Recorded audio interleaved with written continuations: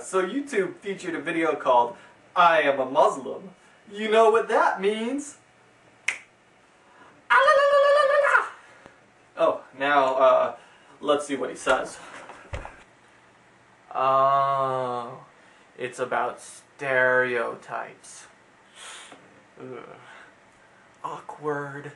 Basically what this guy is trying to get you to do is change your idea of a Muslim from this into this. So he makes a number of statements to that effect. I'm not a terrorist. I don't think you're an infidel. I don't know how to wear a turban. And I believe him. You know, I believe you, Muhammad. The problem is, you're an American Muslim. See this little blue man here? That represents you.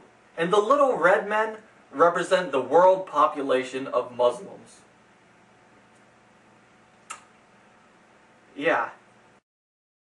You cannot complain about being stereotyped when people from Saudi Arabia, where I got this, outnumber you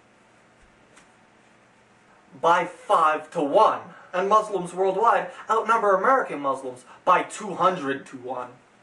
The other very insidious thing about this video is that he freely mixed stereotypes of Arabs and Muslims without even a pause to mention the difference. Of course, the moment somebody else did this, they would be jumped all over by the claim, not all Muslims are Arabs. We know.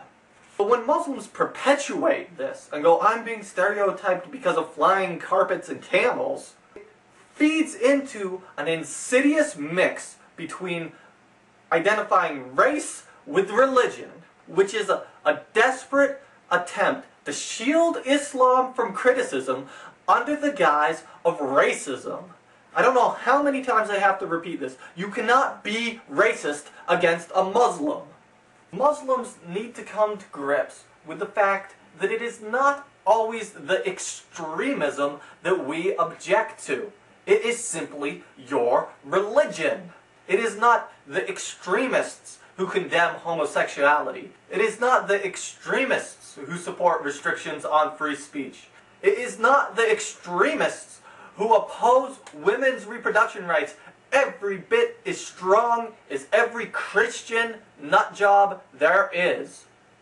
Only in Islam can one be labeled not an extremist simply because he has no immediate desire to blow you up. Now the fourth major point in this video was, look at how many great things Muslims have done.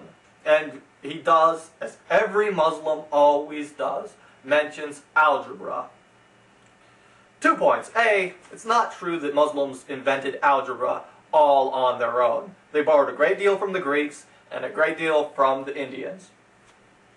But they did make very, very significant contributions. However, under no circumstance can you say Islam influenced the invention of algebra. Much less Islam invented algebra. I want to know what chapter of the Quran algebraic formulas are in. If somebody said something similarly ridiculous, Christianity invented calculus, Christianity invented the telescope, they would be laughed out of the room. And then there comes the peaceful empires of Islam, of course, far, far in the distant past. But I have a hard time believing the ones he put on the list. The Ottoman Empire? What revisionist Islamic history book have you been reading? When was that ever peaceful? At its start with the sack of Constantinople? Or its finish during World War I, where it was desperately trying to hold on to its territory with force? Or the 1,000 conflicts it had in between?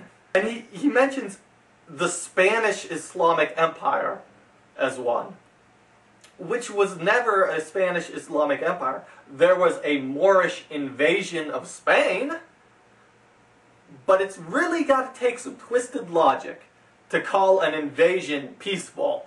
Now, it's true that in Cordova, Muslims did some terrific architecture, you know, and some good advancements to science. However, there was never peace there. There was never peace, You know how we learn about the 100-Year War between France and England? This was a 700-year war between the Moors and the provinces of Castile and Leon in Spain.